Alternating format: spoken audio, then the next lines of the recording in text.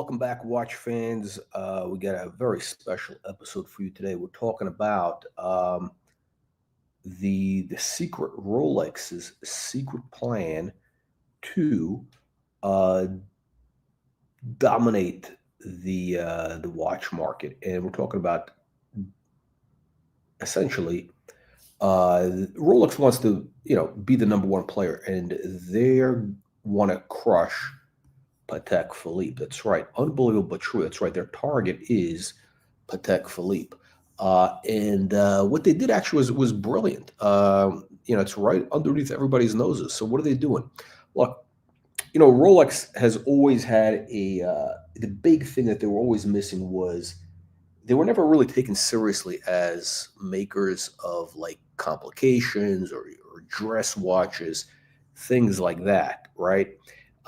And they acquired was it the Booker, the retailer. They got great distribution now. So two things actually. This acquisition is it's actually kind of a brilliant acquisition. I mean, it's actually this might be one of the best business deals of all time because what they've done is two things. It's not even so much. It's not even so much about the distribution, which is really good. And you're going to see, these so-called, boutique only watches that they're going to sell directly through Booker. But what it's really all about is they are taking over the technology, right? They're basically picking up the Carl F. Booker platform. And from what we understand, what we're hearing from our sources, that's the we're gonna name our top secret Rolex source as Mr. Magoo. That's right, Mr. Magoo, the Swiss elf. Mr. Magoo, the Swiss elf, has revealed to us the secret plans of Rolex to dominate horology. We're talking about they want to be on top of Patek Philippe, Audemars Piguet, and Vacheron. And can they do it? I think they could get very, very close.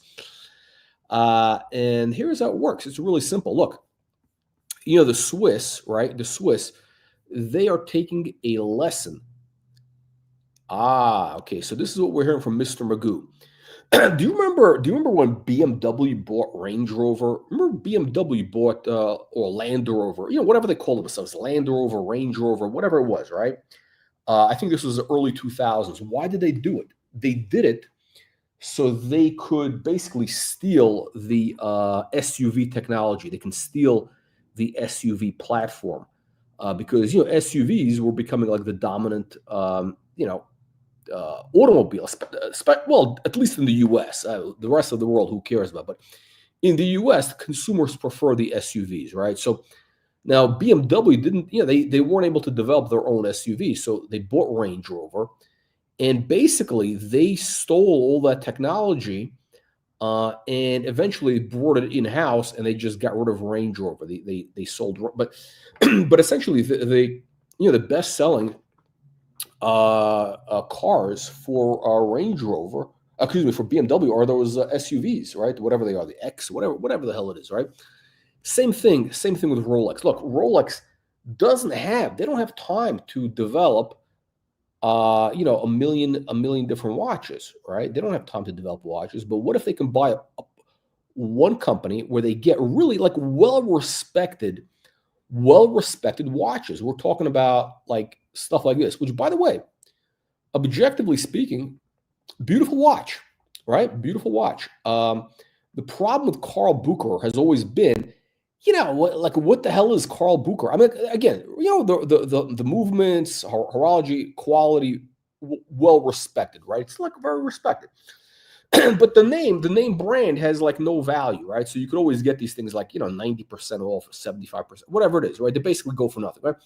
And by the way, they do have a allegedly a history. They were, in theory, they were founded in 1888, which, by the way, 1888, that's good feng shui. 888, 1888, right?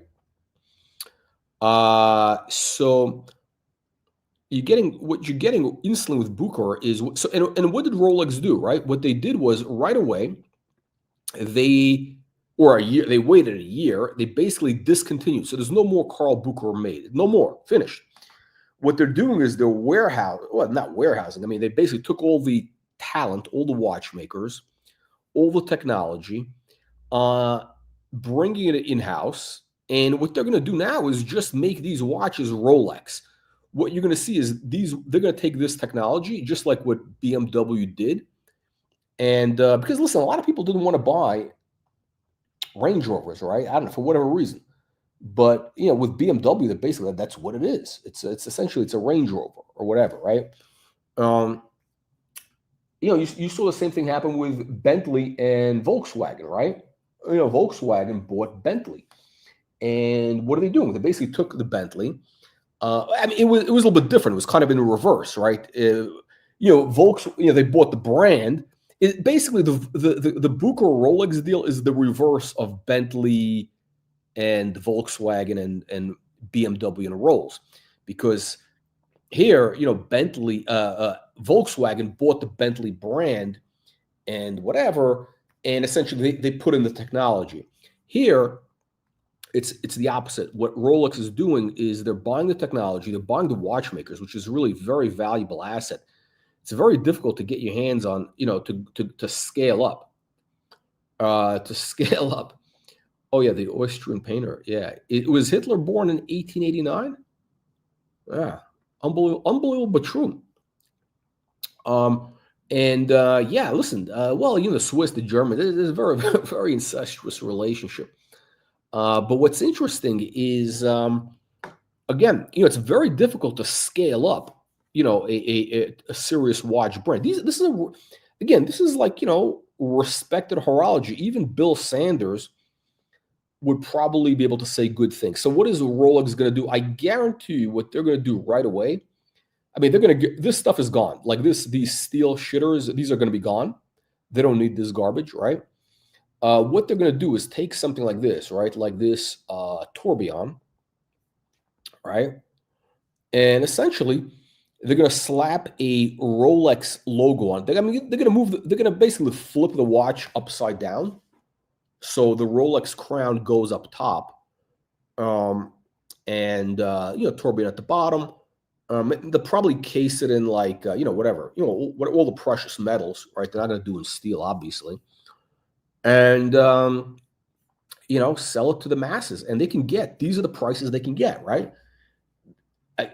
Listen, if this was a Rolex for 80 grand, again, the big problem for Rolex is always that Cellini line, Nobody wanted it. No. They're going to use those watchmakers to do high end. That's the whole purpose. The purpose is basically to do, because I think Rolex, their real kind of goal, the thing that really eats up Rolex is they don't get no respect, right? Rolex is really not respected in like let's say the world of high horology, right? Rolex is like, they laugh at them, right? Patek Philippe. Can you imagine this? You're the CEO of Rolex, and you got this Bukiak Thierry Stern, and you got that Stunad or whatever it was, that AP, or Vacheron, or whatever these chomos. They're all laughing at Rolex. And meanwhile, these guys are a bunch of peasants. Rolex is like the heavy hitter. But why are they laughing at Rolex? Because Rolex doesn't have, they don't have high horology. Oh, they don't have a tourbillon. Oh, they don't have a perpetual calendar. Oh, guess what? Now we have a perpetual calendar. I mean, in one fell swoop. And by the way, look at these colors. It's very, it's very, listen, it's just what happened with Volkswagen, right? The CEO of Volkswagen, it always bothered him that BMW and Mercedes, who, he always thought of them as like basically peasants. And he wanted to build a better car, which he did, which was the Phaeton, right? Which never sold in America. I mean, the Americans were going to pay 100 grand for a Bentley, for Volkswagen. But so what he did was he bought Bentley, and he basically, put in the Phaeton, the Bentley on top of the Phaeton platform. And now you got a four-door car that goes 200 miles an hour, and you got the coupe, the Continental, and all that. I mean, that's what made Bentley successful, and also it took Volkswagen to the next level. And of course, they swap all the same technology with Lamborghini and everything else. So there's a lot of benefits, Porsche, all that stuff, right? A lot of benefits. Look, this watch, the only problem with this watch is it's not a Rolex. That's the only problem with this watch. I mean, great technology, everything is great, but nobody cares about it. But as a Rolex, oh, this is going to sell at a premium. Wait, 45 grand for a perpetual calendar? Are you kidding me? That's a good deal. Look at this. Rose gold perpetual calendar. I mean, this is actually a really good deal. Look at it, 45 grand for a perpetual calendar.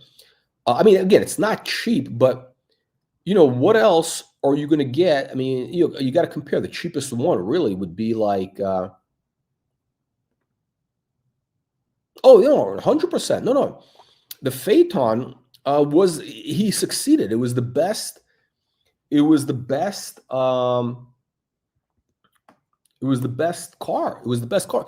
The thing is, look, the Americans aren't going to buy. The Americans aren't going to buy, a Volkswagen for 100 grand. But in Europe, Volkswagen is respected, right? So this guy's dentist, it was a V8, right? So it was a V8. Listen, Audi also made great cars. I don't know about the Audi today, but back in the day, I don't know, maybe 15 years ago, the Audi A8 was the best car. It was much better than Mercedes S-Class. But people like, oh, Audi, but it was an incredible. The quality was incredible. The A8, unbelievable car. And essentially the Bentley Continental, the Flying Spur, that's the Phaeton. It's unbelievable. Yeah, I don't know. The Audi went downhill. I mean, they really started doing really well, like in the mid, like early 2000s, like 2005 to 10. I think that was kind of the golden age for Audi. I had an Audi A4 Cabriolet, I think around, what is it, 2005, 6, 7, 8. When did I had that car for 5 years, actually. And I loved that car. It was great. And it wasn't even so I mean, it was just a great car. I mean, yeah, of course, after it hits 100,000 miles, it starts going downhill because whatever. But it was great. I loved it. And they started making really good cars like around 2010. And then all of a sudden, I don't know what happened. I think, with the emissions, they started cutting corners. I don't know what happened. But the interiors, the build quality was amazing in the early 2000s, and then they just went downhill. So I don't know. But what's going on is this again. So again, this watch, imagine this, just picture this watch as a Rolex. It's not going to be Cellini. It's just going to be a Rolex. And look at it. The colors are Rolex colors. They got the chocolate. They got the chocolate dial. They're going to do a green dial. Look at this. These are like Rolex colors. And you can't tell me this is not a good looking watch. Again, the problem with the watch is is right there. That's the problem. That logo, that stupid logo, which makes the watch like worthless. I mean, the logo is garbage. The name is garbage. It's horrible. All you got to do is swipe that out for a Rolex crown, and you're done. I think maybe the cases, they're probably going to do the cases. They're gonna redesign the cases a little bit. But also, here's the other thing: these Bucherer watches, they're not small watches; they're big watches. So, which is part of the Rolex kind of ethos. I mean, Rolex does have peasant DNA. They really do. Like if you look, all their watches, they're kind of bulky. They're sturdy watches, right? They're sturdy peasant watches made for outdoor work, field work, right? They're not made for aristocrats. It's made for to work in the fields. And let me see. Oh, look at this. Shit. Look at this. Yeah, no, they got this is what Rolex needs. Look at this. Purple dial. Is that a purple dial? Beautiful dial. Beautiful. I mean, I got to tell you something. I think this is great. And the green, wow. Again, whose color is that? I don't know. You tell me. Is that Rolex color? I think it is. I mean, it doesn't get more Rolex than that. You know. I think they also have a world time. They got the sex tourist watch for the archy luxuries of the world. Where is the sex tourist watch? Hang on a second. I saw they have a world time. World timer. There you go. They got chronographs, perpetual calendars. I mean, everything. I'm assuming these are in-house movements. I have no. Is it in-house? Do I really care?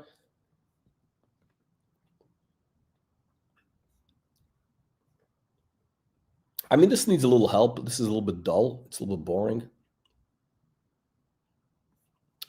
But we're very close. Very, very close. German car industry is really finished from now. Listen, I think what happened again. I don't know the details, but I think what happened is because of all these governments for the emissions, they want everybody to like do I don't know. They want everybody to make the engine. I think okay. Here's the problem with Audi. Because I had that A4, which was a great car, so comfortable. It was just what a pleasure. I mean, really, what a pleasure. The proportions, everything was great. Yeah, very practical. You got plenty of space in the back. You got plenty of luggage space. Um, and But then I bought an Audi wagon. When was that? Maybe 8 years ago. I had an Audi I don't know what the A5, A6. I don't know, A5, I think. A5 wagon. A5 wagon, right? Because I like wagons, right? And they did have an A6 wagon, which was great, but it was discontinued at the time, right? So anyway, I had the A4, and all of a sudden I realized, man, this thing, it's got a four-cylinder engine. It's got a four-cylinder engine, which is like it's just not enough power. It just feels very. I mean, it's just very underpowered. It's just really very like. I mean, it's not terrible, but you do notice it. You constantly have to push the gas. You constantly. It was bullshit, and the seating wasn't as comfortable. Yeah, there you go. It was four-cylinder car, and how much were they asking? They were asking. I don't know. I always buy my cars used, but listen, four cylinders is bullshit. So what they do is again, I'm not a mechanic. I don't know the technicalities of this, but from my understanding, is basically they use a four-cylinder, and then they it's turbocharged, right? So, and from what I hear, it's not gonna when you turbocharge a four-cylinder, it's really not good for the engine. So these things are really you have the lag. It's garbage. It's garbage. No, the car was garbage. Yeah, it wasn't, and the seating wasn't comfortable. The new seating that they had. The car is beautiful. I mean, the design, they had a beautiful design. The Audi design, let's call it circa, 2014, 2010, early 2010s was great. I think they peaked around 2010 in their design language. After that, they started like I don't know what they just started making. They started looking cheap, and yeah, the four-cylinder is bullshit. Like I want to have 12 cylinder. I mean, yeah. Listen, I got 12 cylinders. I got the Phaeton. I got the Phaeton, and it's unbelievable. You need at least 8 cylinders. I mean, this stuff with 4 cylinders is a lot of bullshit. Oh, is that what it is? A6. Yeah. Wow. Yeah. Wow. It's 100 grand. That's crazy. But the A6 was like at one point was like a really good. The A8 was unbelievable. I mean, the A8 back in I don't know 15 years ago, they had these speakers, or I think they're subwoofers or tweeters, or whatever it is that rose from the back in the rear seats. It looked like some sort. I mean, the woodwork, the paneling, the wood paneling, the veneers, The leather, everything was great on the Audi. It was the best. I mean, they're low. Everything was just great, and then like they just you know what happened? What happened? Okay. Oh, we got all the Europeans are here, so they know the deal. Build quality, turbo diesels, yeah, turbo engines. There we go. Turbo engines, yeah. Now listen, that's why I think probably look the smartest thing to do is really to buy like a is to buy sort of like pre 2012 cars that we need to get like pre 2012 cars which have like the 8-cylinder 12-cylinder engines which don't have all the iPad bullshit electronics and then you actually have a reliable car and I think those are going to be valuable. I think the Bentley Continentals, those like 2008, those cars that are 12-cylinder, I think those are probably going to, I mean, they're not really dropping in value. They're holding value and they're going to increase because, people are going to realize, wow, like, they don't want this bullshit, this 4-cylinder hybrid bullshit with the stop start engine, the stop start engine, you know, I have this, I don't know, I got this like Mercedes, which has that now. I never had that before. Look, it's got the start stop engine. And the only way to get rid of it is every time I turn on the car, I got to press I got to turn it off, or I got to put this into sport. There we go. Okay, that could be. Yeah, that makes sense. Yeah, that could be it. Yeah, that could be because I think probably that was kind of that was their last gasp. They just wanted to make like a really good quality stuff. And I think the kids today, like, I don't think they really care. I don't think they care about like, I mean, they're used to iPhones. I mean, they grew up, I mean, you have a generation today that grew up on iPhones and disposable electronics. They want that flat, touch screen bullshit. They want to smear their fingerprints all over it. And, that's what they want. And then they want to throw it out. So, yeah, you got a world time. So, again, you're going to have this as a Rolex. Look at that. Again, you just gotta clean it up. I mean, it's gotta be gold, obviously. It's gotta be gold. Let's see, limited editions, limited editions. Again, I mean, they can get rid of like this stuff, this garbage here, like the diving watch. I mean, they're not gonna. This is obviously is it's not even coming up. Okay, okay. I mean, this stuff is gonna be gone. Like this is the trash. Like this, like all they're gonna get all the peasant watches are basically they're gone, right? But this stuff like the tourbillon, world time, perpetual calendar, that they're going to use that. Oh, they got a minute repeater. Oh shit, minute repeater. Yeah, I think this watch is a couple $100,000. And by the way, this minute repeater, I don't know. To me, it looks just as good as a Patek, maybe better than Patek. It looks it looks just as good as a Patek minute repeater to me, or a Coda 1159. I mean, they start looking the same. Again, I think obviously Rolex has to put their own touch on the watch. You got a tourbillon minute repeater, right? You got the baguettes. Look at these. These are the baguettes that Rolex uses. Again, the big problem with the watch is that stupid logo. I mean, the logo is horrible. It's like, I don't know, I think they bought it on Fiverr or something.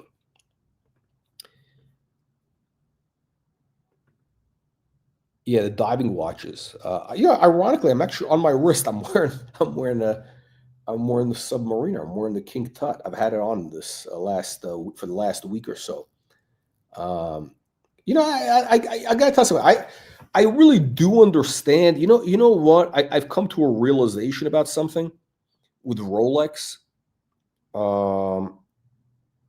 It's like people kind of take it for granted, but when Rolex, there's something really what they do have something magical about the watch in terms of when you look, forget about the bracelet on the case, right? Because again, the bracelets, they had cheap bracelets back in the day.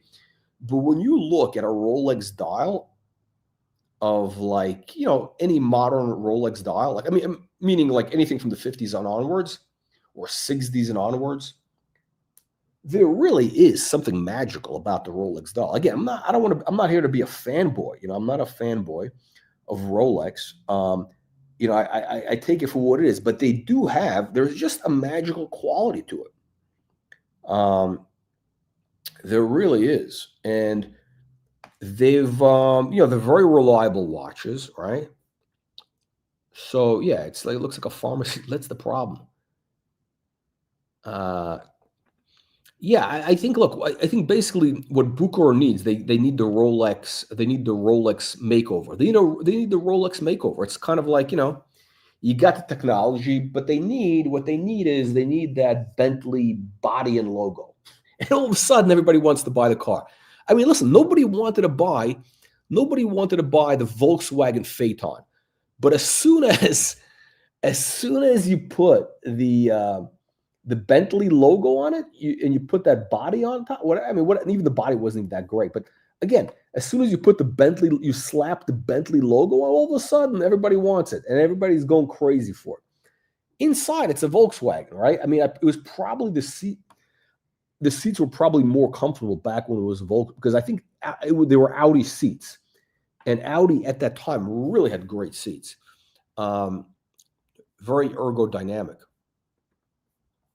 So let's see more. Let's see, what else do they have? Wow, they got some cool stuff. Look at this.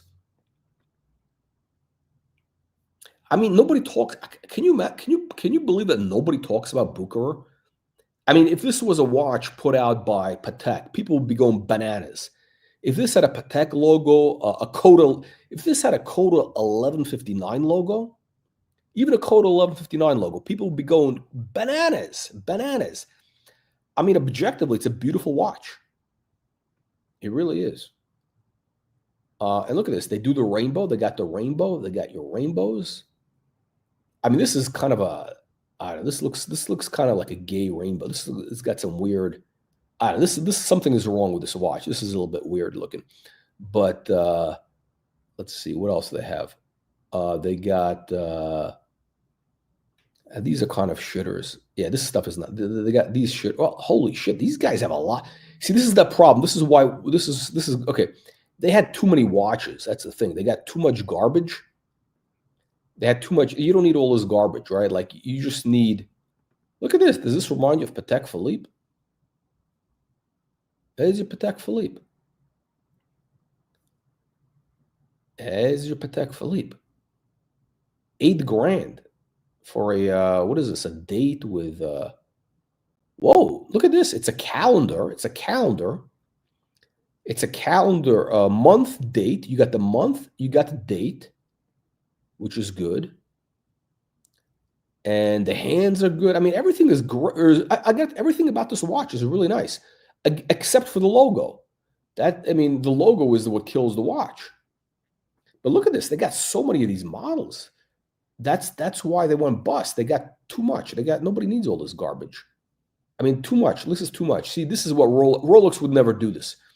Rolex would never put out like 50 different versions. It just doesn't make any sense. Oh, I see these were Boston, Berlin editions or whatever bullshit. I don't know, whatever. Oh, it's in the stores. I see what they did. This was released. Yeah, so this is what they're going to do. This is what Rolex also is going to do. They're going to do a special Rolex for, let's say, the New York store. They're going to do a London Rolex, a Dubai Rolex.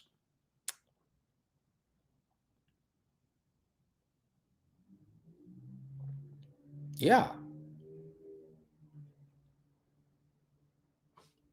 I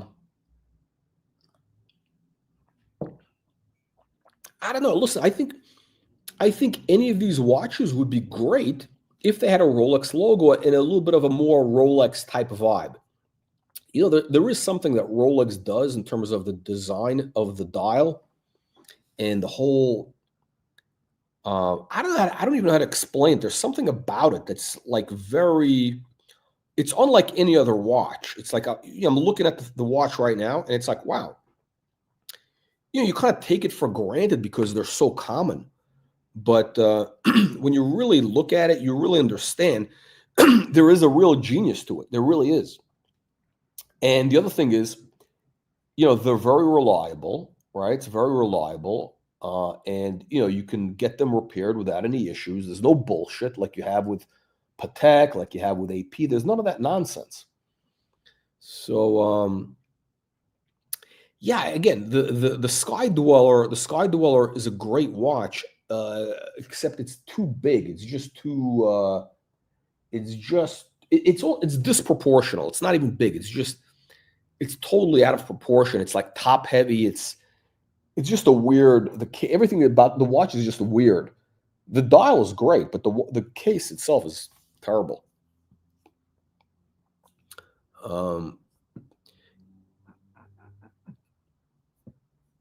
So that's what's going on. This is, again, we're giving you the deep inside information that you're not going to get anywhere else. That's right, nowhere else. So this is the big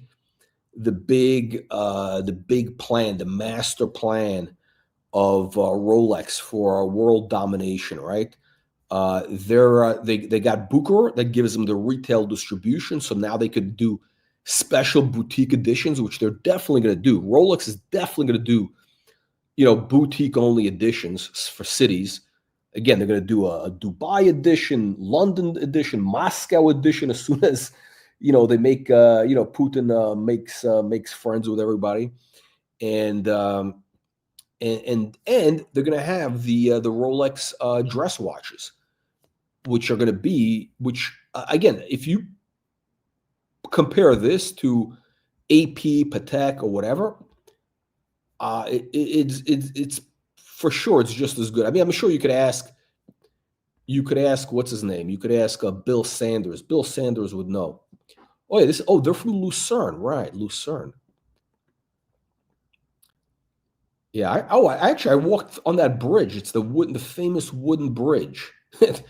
The famous wooden bridge. I mean, their water is amazing in Lucerne. You can drink the water like right out of the lake. It's like delicious. It's better than Fiji water. Look at this. I mean, shit. I don't know. It would be very, very difficult for anybody to tell me that. Yeah, I think it would be very difficult. And I think this is also what do you call it? This is if I'm not mistaken, this is that automatic winder, which is on the outside of the movement. The winder is on the outside. Whatever you call it, thing. It's on the. Look at it, and they got this. They got the fast release on the straps. I mean, everything about the watch is perfect. Again, everything. I mean, really, everything. The design, everything. It's just that it doesn't have the Rolex logo. This is just as good. Look at the design of that dial. Just as good as Coda 1159. Maybe better. I think it's better in some ways. The guilloche. Actually, let me see. What are they saying? They're saying design.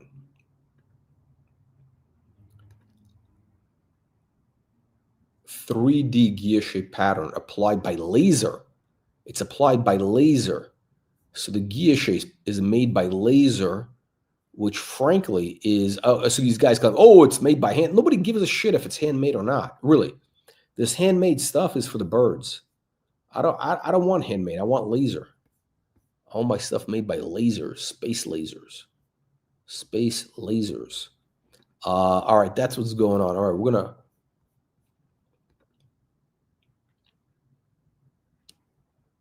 Yeah. Oh, you're talking about the Sky Dweller, yeah. By the way, I want to show you something. I want to show you something cool. Which I was looking at this. Hang on a second. I'm gonna pull this up. I'm gonna pull this up. Just okay. Let me show you something. Which is pretty cool actually. Because yeah, I'm looking at this date now. I'm looking. Wow, this is like I'm I'm kind of I hate to say this. I'm kind of getting into the I'm kind of into this new day date because the design of the dial and everything is better. It's more. I'm talking about the 36. It's actually more. And if you compare this now, if you really compare, uh, you compare this to the let's say to a Royal Oak or a Nautilus, this is a much better watch. Again, we're talking about the new one, right? The problem is, again, it's a little bit of a victim of its own success because they've been so ubiquitous. Everybody has seen them for 50 years, right? Or no, 70 years. Wait, 1950s. That's 75 years people have seen the day, right? So it's like, it's very ubiquitous. And the thing with the day on top, it's a little bit whatever. But when you think about it, if you want to have like a flashy, full gold sport watch, and this is like legitimately a sport watch. I mean, like this watch, you can go swimming in this. You can play sports, golf, whatever, without any worries. You try doing that with a Royal Oak or a Nautilus, they'll fall apart. I don't think they're even waterproof. I don't think the Royal Oak and the Nautilus. I mean, allegedly they're waterproofed, like I don't know, like in a puddle. But actually they tell you you're not supposed to swim in them. They're not really made for that. And those are allegedly nautical watches. And I'm looking at this. I'm saying, shit, this is like, I don't know what's wrong with this watch. And by the way, the price of these are dropping, right? Like these, like whatever it is right now, I think that they're asking for 45.5. Wait, how much is it? 45.5? Yeah, 46 grand. I mean, compared to, think about this, it's a solid rose gold watch with diamonds, right? How much would that be if it was a Royal Oak or a Nautilus? It would be, double the price, and it would be half as good, half as reliable. And these are going to drop. This is going to be, I would say, under 40 grand. I mean, right now it should be under 40. I mean, you should definitely be getting a 20% discount. And you know what? Here, the only problem with the Rolex is it's dead money. Like these are just dead money. They'll never go up in value. Historically the precious metals Rolex is just dead money. Like even if you look at the watches, you look at the day dates that go for 100 grand now, these like rare dials or whatever, Stella dial, you're still going to lose money. Why? Because that watch was the equivalent of, let me see, if those watches were, let's call it, I don't know, 10,000 in the late 70s, that's almost 50 years ago, right? 10 grand, that's like 50 grand in today's money. Okay, so it's 50 grand in today's money. If you would have put that 10 grand into, if you would have compounded 10 grand at 5%, that would be, for 50 years, it's probably 100 grand. So it's not, I mean, again, the Rolex precious metals is going to be just dead money. So even if you buy the watch for 40 grand, 10 years from now, it'll be worth like 50 grand, but it's really, you're losing money because of, interest rates and opportunity and all that stuff. When you factor it all in, inflation, it'll barely keep up. It'll keep up with inflation if you're lucky. That's it. It's going to be like a 4% type of compounder, but you got to get it. You got to get it like 20% off. So that means for this watch, it's going to be how much is that? About 38,000. 38,000 is the maximum. 39,000. I'm talking about for this model. And the basic one, this is the 36, and the basic one's even less. And the same thing applies to the 40s. Actually, you know what? I think the new 36, the way the case is, I haven't had one on the wrist, but from what I see in the photos or whatever, the design is it's much different. It doesn't have that bubble appearance like the old ones. The old day dates were a little bit like thick. They were a little bit more like a bubble type of watch, like a bubble back. This is a little bit more modern and a little more sleek. It's substantial, but I think it's a little bit more sleek. I'm gonna have to take a look at one. But I'm really getting into this. I'm gonna wait. I'm gonna wait till the prices drop, and I got to make some money. This has been a rough year, so I got to make some money here. Which means you guys need to start sending in money now. Now. We got to get those. We got to get those super chats. We need the super chats. Unbelievable, but true. All right, that's what's going on. Let me know what you punters think. Leave your nasty, vicious comments below. And we'll see you on the next one.